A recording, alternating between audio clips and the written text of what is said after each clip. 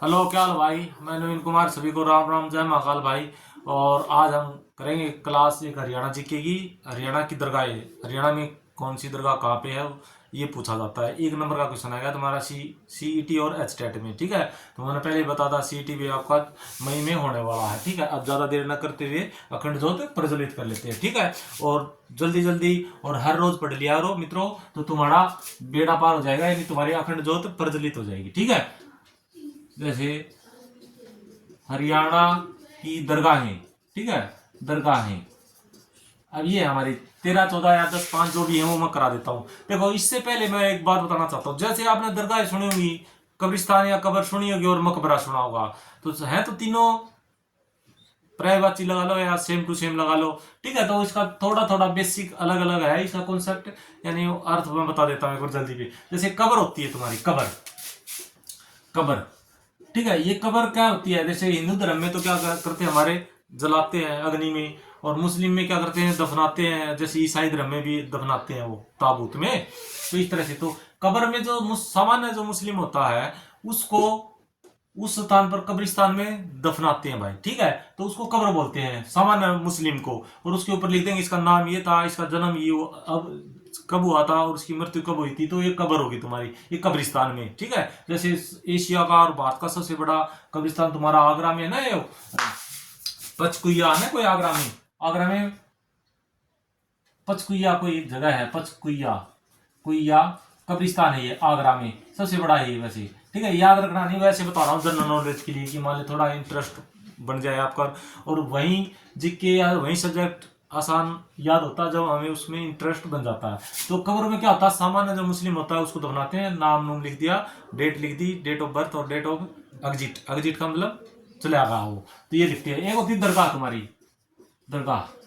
जो दरगाह क्या होती है, मुस्लिम में जो संत होते हैं, सूफी संत लगा लो या उनके धार्मिक गुरु लगा लो, ठीक है, उनको भी दफनाते हैं। तो उस जो दफनाते हैं उसको दरगाह कहते हैं। यहाँ पे क्या होता है, जैसे हिंदू हो गए तुम्हारे, सिख हो गए, जैन हो गए या और धर्म के, वहां पे लोग जाके माथा टेकते हैं, मन्नत मांगते हैं। ठीक है, उनका वो भ्रम होता है वैसे तो, मुरुड़ा आदमी थोड़ी वो कुछ दे देगा, लेकिन चलो परंपराएं हैं वो हैं। तो ये होगा सूफी संत जो होते हैं या उनके धार्मिक गुरु जो होते हैं, उनको दफनाते हैं तो उसको दरगाह बोलते हैं। यहाँ पे पानी पीने का, थोड़ा रहने रुने का भी स्थान होता है। एक होते हैं मकबरा, मकबरा सुना होगा तुम्हारा, मकबरा। अच्छा, ये होता है फारसी का शब्द होता है भाई, फारसी शब्द मकबरा। कब्र होती है तुम्हारा अरबी शब्द।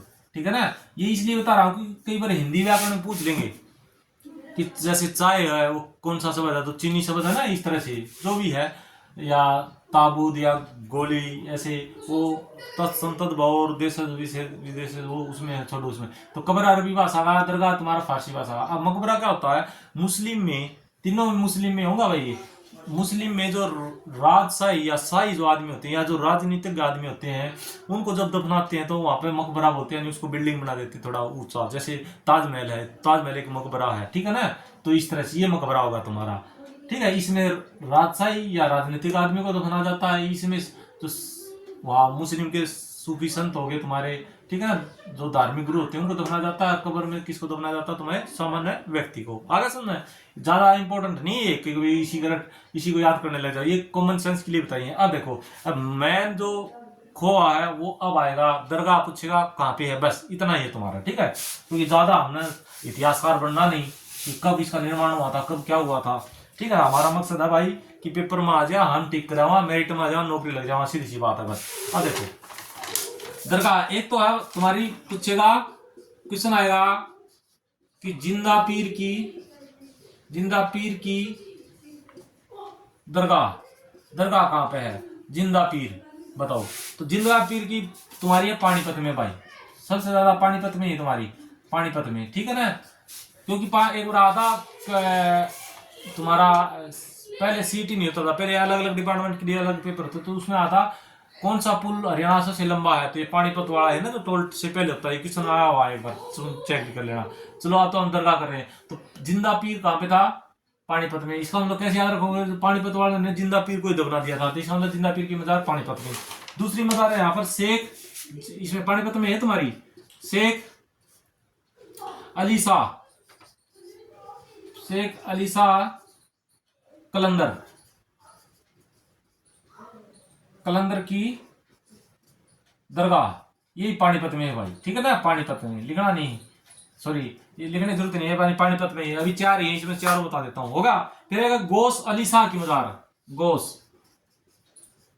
गोस अली शाह की मजार, ठीक है ना। मजार या दरगाह की बात होती, कोई बात नहीं। ये है तुम्हारी पानीपत में, ठीक है ना। जैसे मजारों में या दरगाह में जाते हैं ना, तो जो मुस्लिम, जो कट्टर मुस्लिम होती है ना, वो वहां पे पूजा पाठ, वहां पे वो नहीं जाते। क्यों? क्योंकि मुस्लिम धर्म में पूजा पाठ को अवैध माना गया है, ठीक है ना, वर्जित है।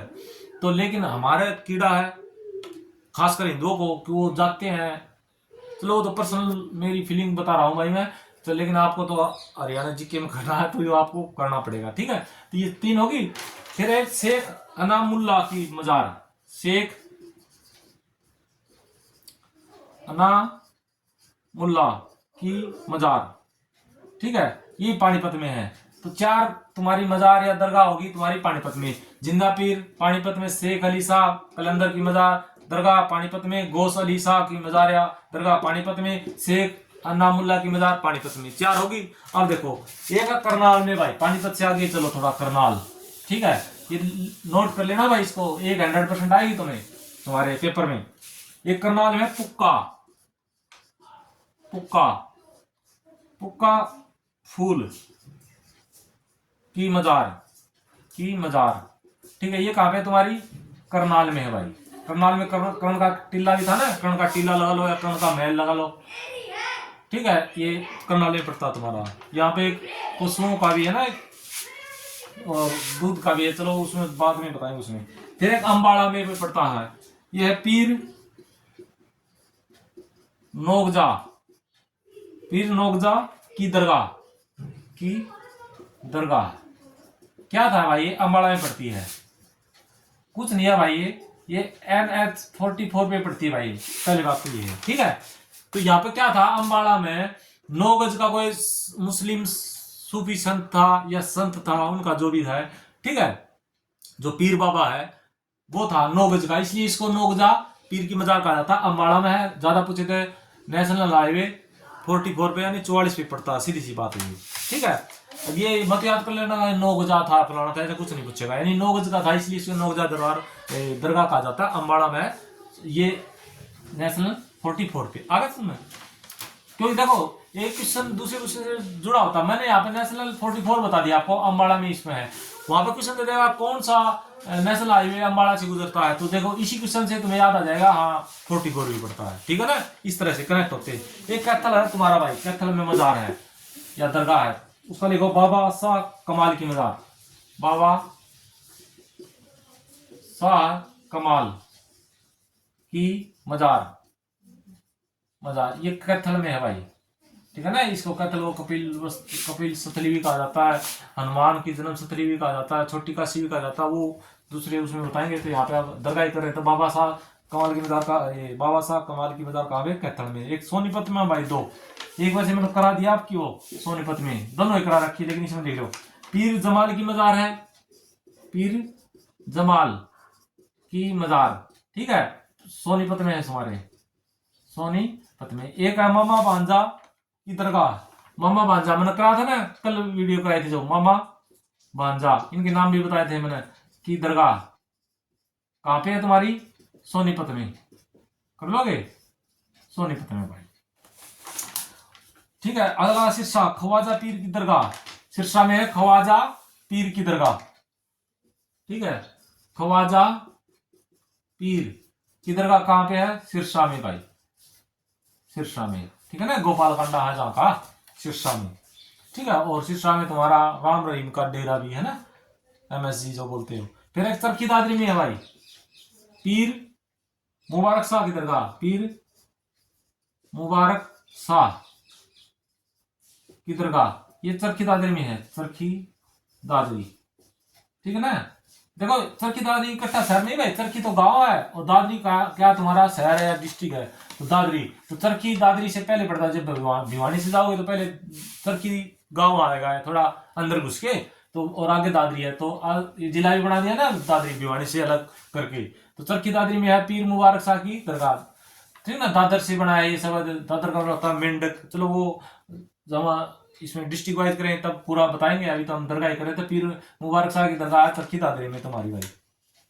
एक है महेंद्रगढ़ में, ठीक है, महेंद्रगढ़ का पुराना नाम क्या था? कानोड़ का इलाका का महेंद्रगढ़ में। और महेंद्रगढ़ जिला है ना भिवाड़ी का, तो उसका मुख्यालय महेंद्रगढ़ में ना होके कहाँ पे तुम्हारा नारनौल में है। ये वैसे बता रहा हूँ इसी में, ठीक है, याद आ गया मुझे। अब देखो ये है हमजा पीर की मजार। हमजा पीर की मजार कहाँ पे है तुम्हारा? महेंद्रगढ़ में, ठीक है ना, महेंद्रगढ़ में। और यहाँ ऐसा कहा जाता है कि जो यहाँ पे जो महिलाएं हैं उनको जाना वर्जित है भाई।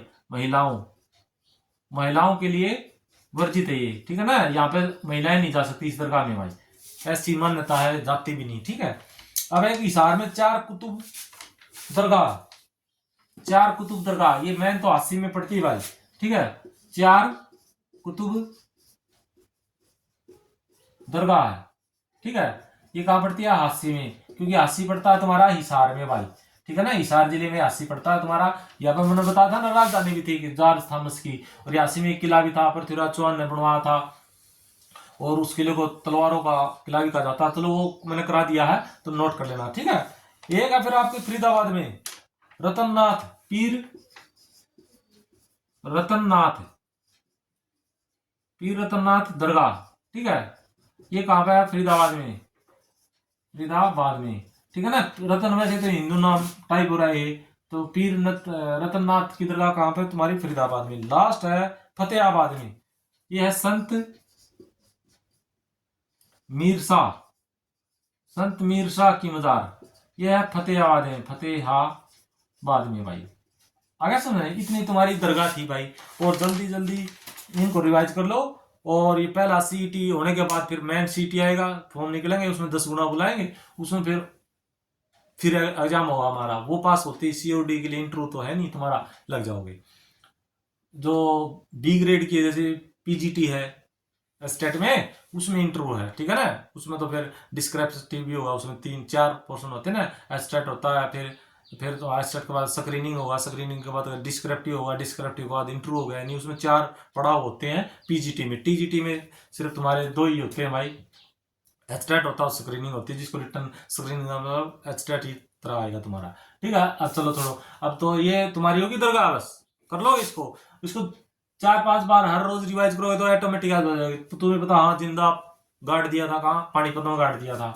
एक रतन नाम का आदमी था, रतन पीर, लेकिन हिंदू नाम है, लेकिन वो कहाँ पे है? फरीदाबाद में तुम्हारा। संत मीर शाह, ठीक है, संत मीर शाह कहाँ पे? तुम्हारा फतेहाबाद में। हासी में 4 कुतुब है। यहाँ पर एक जॉर्ज थॉमस ने अपनी राजधानी बना लिया था। यहाँ पर एक किला था पृथ्वीराज चौहान का। ये क्वेश्चन आया है इसमें, प्रीवियस ईयर पेपर देख लेना, तुम आ जाएगा, कर लोगे। अब ज्यादा मैं उपदेश दूंगा नहीं भाई, क्योंकि पढ़ना आपको है और सभी को पता, पढ़ोगे तो नौकरी लग जाओगे तो बिहार से बहु नहीं लेनी पड़ेगी, नहीं तो वह बिहार ना होगी। बिहार का मतलब बुरा मत मानना भाई, बिहार वाले सुन रहे तो। जैसे हरियाणा का तो हरियाणी बोलेंगे, राजस्थान है तो राजस्थानी बोलेंगे, बिहार का तो बिहारी बोलेंगे, सीधी सी बात है, ठीक है। तो इस वक्त मेरे ऊपर मत लगा दियो कि बिहार ने बोल दिया, बिहार बोल दिया। पंजाब है तो पंजाबी बोलते हैं, तो कॉमन सेंस की बातें हैं। वो कटाक्ष के तौर पे बोलते वाले है बिहारी, हे बिहारी, यानी उसके आत्म सम्मान को ठेस पहुंचती है, तब आता वो। ऐसा करना नहीं चाहिए, ठीक है ना। तो फिर बिहार से भवन लेने पड़े, पहले सस्ती मिल जाया कर दिया तो लठ मारो भाई, सीधी सी बात है। तो इसलिए पढ़ लो, शादी हो जाएगी, ब्याह हो जाएगा। चलो ठीक है, बाय।